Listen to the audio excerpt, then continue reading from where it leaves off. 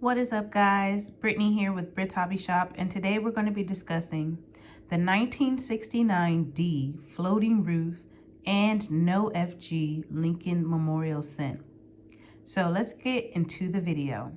Okay guys, so I flipped the coin over, and as you can see, this is the floating roof error, and also there's no FG initials on the side of the building.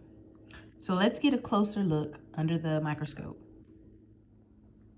Okay guys, so you can see clearly here that the roof is floating on this penny. And also, let's go ahead and move it to the side. There's no initials right there. You don't see the FG like you would on a normal penny. It is not there. So guys, these pennies typically go for 15, 20, maybe even 30 bucks. But if you get one in really good condition, you can probably sell it for about 100 bucks. So make sure you go ahead and check your coins. Hope you guys enjoyed this video. Don't forget to like, comment, and subscribe, and I'll see you next time. Peace.